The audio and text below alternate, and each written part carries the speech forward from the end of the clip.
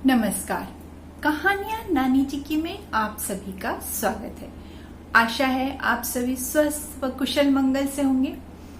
आज की वीडियो में हम एक ऐसी कहानी सुनेंगे जो यह बताती है कि यदि हम ईश्वर की ओर एक कदम बढ़ाते हैं तो वह हमारी ओर 10 कदम बढ़ाते हैं। तो चलिए सुनते हैं। एक राजा था जिसकी कोई संतान नहीं थी। तो संतान की प्राप्ति या बेटे की इच्छा के लिए उसने सोचा कि एक महायज्ञ किया जाए, और उसको ऐसा लगा कि उस महायज्ञ के करने से जो कुल देवी है उसकी वह प्रसन्न होगी और उसकी पत्नी को एक योग्य पुत्र का वरदान दे देंगी और उसे भी इस राज्य का एक उत्तराधिकारी मिल सकेगा। तो उसने इसलिए ये एक महायज्ञ करने का सोचा। परंतु अब उसके सामने एक सबसे बड़ी समस्या थी कि उस यज्ञ में जो है देवी के सामने एक नौजवान की बलि देना थी। अब प्रश्न उसके सामने यह था कि यह बलि कौन देगा। इसी सोच विचार में वह पड़ा हुआ था। तभी जो उसके राज्य में एक जीवन नाम का व्यक्ति था, उसके 3 बेटे थे। तो जब उसने यह खबर सुनी तो उसने सोचा कि उसके तीनों बेटे हमेशा उदास से रहते हैं, उनका चेहरा जो है मुरझाया हुआ रहता है और वह जो है उनकी इच्छाओं की पूर्ति नहीं कर पाता। तो इसलिए उसने सोचा कि इन तीनों में से मैं एक बेटे को राजा को बेच देता हूं, जिससे कि मुझे धन मिलेगा और मैं ये बाकी जो 2 बेटे बचेंगे उनकी अच्छे से देखरेख कर पाऊंगा, उनकी अच्छी परवरिश कर पाऊंगा और अच्छे से उनका पालन पोषण कर पाऊंगा। तो इसलिए उसने सोचा कि इन तीनों में से एक को मैं जो है राजा को बेच देता हूं। अब उसके सामने भी यह समस्या थी कि इन तीनों में से कौन से बेटे को वह राजा को दे। अब जो बड़ा बेटा था वह उसके कामकाज में बहुत मदद करता था, सहायता करता था, तो वह उसको तो दे नहीं सकता था। और सबसे छोटा वाला जो बेटा था वह उसकी पत्नी का लाडला था। उसने उसको सीने से लगा लिया और कहा कि यदि तुमने इसको दिया तो मैं जीते जी मर जाऊंगी। तब उसको भी नहीं दे सकता था। अब बचा जो है बीच वाला, जिसका नाम शगुन था। तो उसने सोचा कि चलो इसको ही राजा को दे देता हूं। वह गया और उसने शगुन को राजा को बेच दिया और धन लेकर खुशी से घर पर आ गया।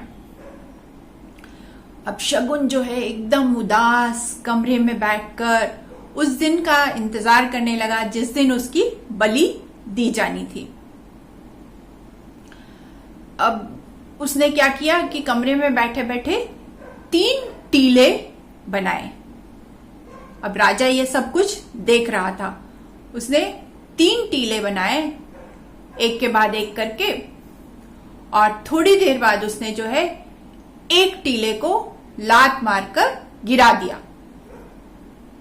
और थोड़े ही समय बाद उसने दूसरे टीले को भी लात मारकर गिरा दिया। अब राजा जो है ये सब कुछ देख रहे थे।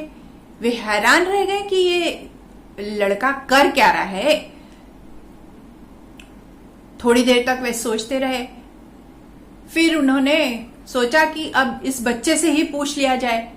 तो आखिरकार उन्होंने उस लड़के से पूछा कि तुमने ये 3 टीले बनाए और एक एक करके 2 टीलों को गिरा दिया, इसका क्या कारण है।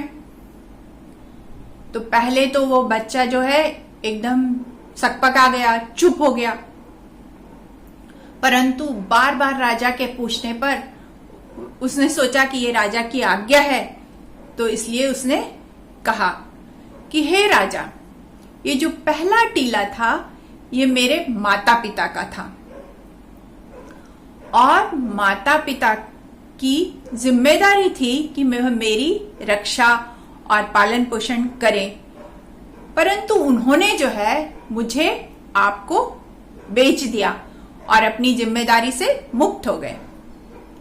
तो मेरा जो है उनसे लगाव, प्रेम जो है वो टूट गया या खत्म हो गया, तो इसलिए मैंने वह टीला तोड़ दिया।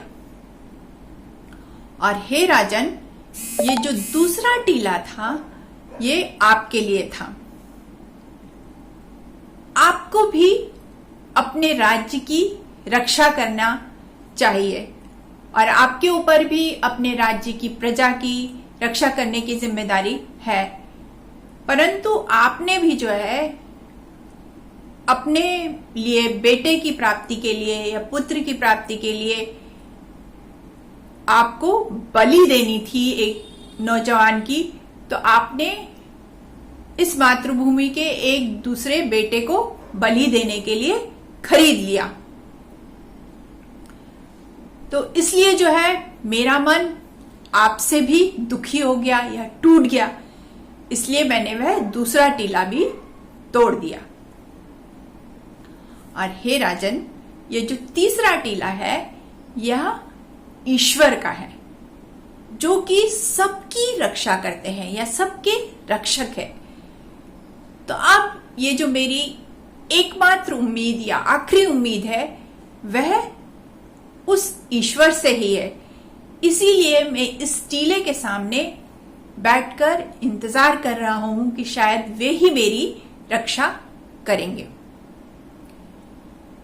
राजा ने जब उस लड़के की ये बात सुनी तो उसे सुनकर वे आश्चर्यचकित हो गए और उन्हें एहसास हुआ कि उन्होंने बहुत बड़ी गलती कर दी है,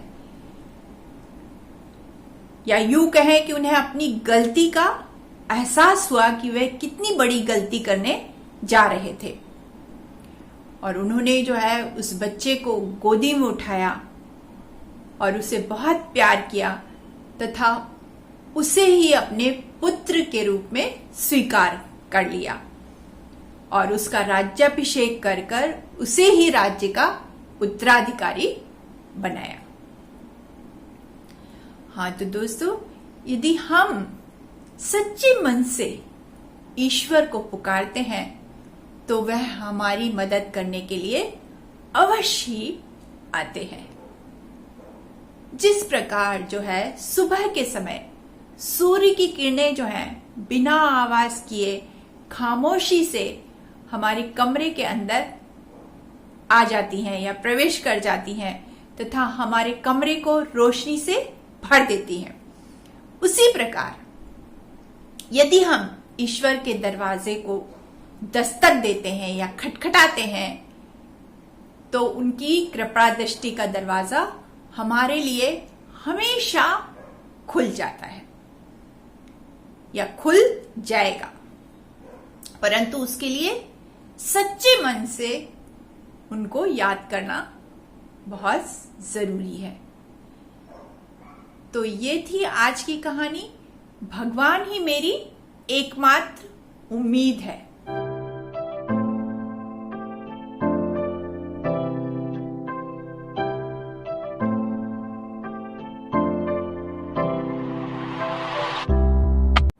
धन्यवाद। मिलूंगी अगले वीडियो में एक ऐसी ही प्रेरणादायक कहानी के साथ। तब तक के लिए जय भारत, स्वदेशी अपनाएं, बाय बाय।